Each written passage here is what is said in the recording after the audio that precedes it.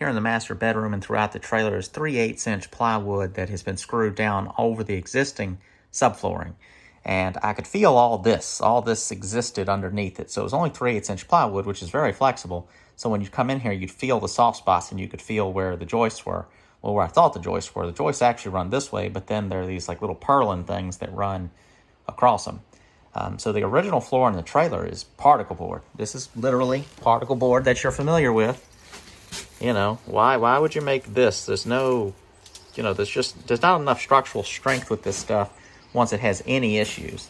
So all of this is going to need to be pulled up and a new subfloor put down. The terrible thing is this goes all the way through the trailer, but my guess, you can see out the window, this end of the trailer is very close to the ground versus that side behind me is about 5 feet off the ground. So I think as the trailer goes across, that it's not getting as much issues from the moisture on the ground. That side's going to have a little more air movement, a little more ventilation, whereas there was no access points on this side at all.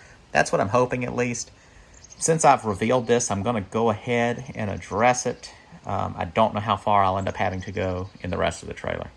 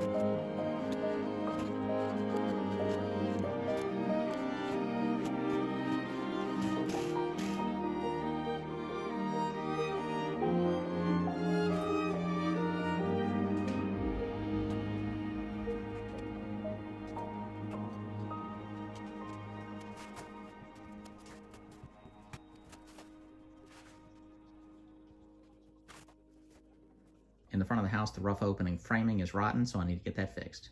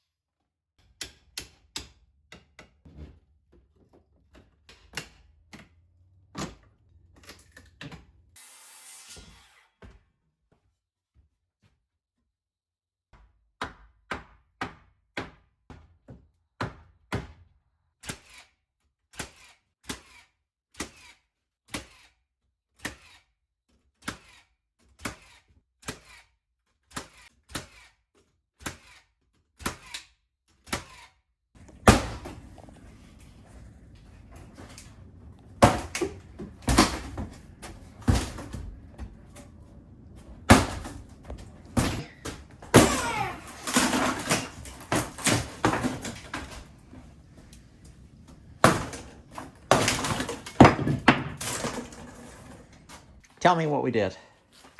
I broke up a bathtub with my dad. And where were the squirrels at? Daddy broke it. Show me where the squirrels were at. Pliers and mine. And he broke the bathtub up right here, and this is the bathtub. Yeah. So where was the bathtub? Right here. And where was the sink? Right there. And where was the toilet? Right, there. Yep. And then this is they have another shower in here. Then that was the shower. Yeah. And then this was like a closet right there with the Then door. that was like a closet. So we're going to tear all that out. That's where a squirrel got in there, and the squirrel thought that she was going to stay there, but a mouse came in too. Yep. Look how much many leaves. And look how much many leaves. And we had the light and the medicine cabinet right there. And all this paneling is going to come out, and the ceiling will come out, and the floor will come out, and then we're going to fix up underneath the trailer where it all rotted and the main beam of the trailer rusted. And so that's going to be a lot of work. Dad, let me see the video. You're making it right now. Got anything else you want to say? No. We now find ourselves in the master bedroom, master bathroom. So I'm standing in the doorway. Orientation-wise, here's the back of the trailer, back door. Kitchen is right there. The addition that I kind of done the most work on is right there. So this is the left-hand side of the trailer, looking at it from the front. Got a lot of issues on this side of the trailer because it's so close to the ground. I'm going to quickly kind of show you some of that, and then we will get started, but just for you kind of have a rough idea what I'm doing throughout the video. I'm going to rip all of the bathroom completely out. I've already semi-demoed it, but there's a shower here, a closet there, water heater, all that. I'm going to tear out the floor, and then I'm going to make my repairs to the floor system from above instead of below. You can see here, this whole corner is rotted, and even more so than that, the trailer frame is rusted almost in half. You can grab that little outrigger piece right there and just shake it, and you can see all the wood that would have been sitting on it is just gone. Moisture and bugs. Fortunately, this is all kind of normal stuff for doing this type of work, so it's not too huge of a deal. I'll go ahead, rip the subfloor out, fix it all, get it all, new subfloor put back down. I'm going to go ahead and pull the paneling out of the walls and do all the replumbing. The insulation's going to be messed up behind it, especially on that front side. Just get it all fixed back up into a blank slate, and then I'll lay the bathroom out however I'd like.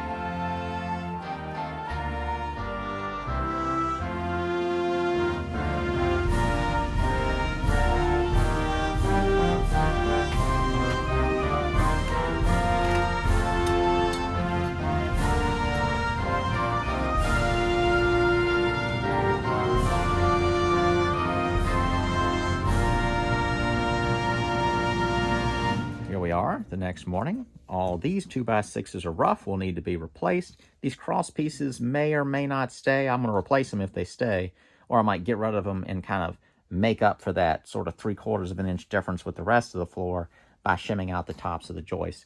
All these walls, I'll probably have to do something like put some cross pieces, kind of jack them up, and then work in the new material. Then after that, we'll go down with some new Advantex subflooring and go from there.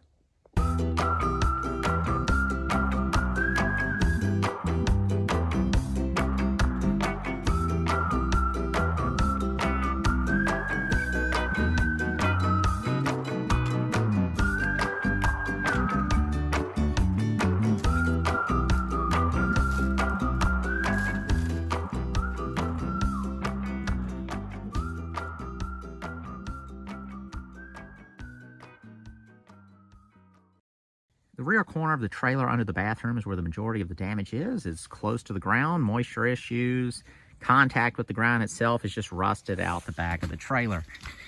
Get the close look, you know, it's gone down there and it's thin up to about there. The damage starts right there.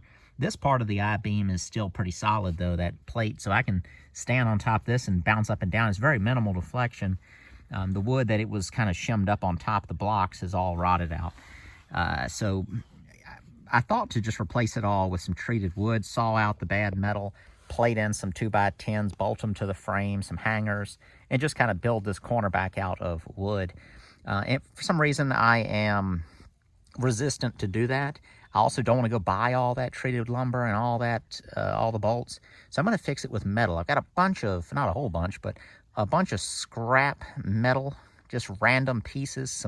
I do have one 20-foot long stick of angle iron. So I'm going to come in here and I'm going to shove all this back up to where it should be in its condition. I'm just going to kind of get it all into back into where it should be, and then I'm going to start welding in some metal and try not to burn the trailer down while I'm doing it.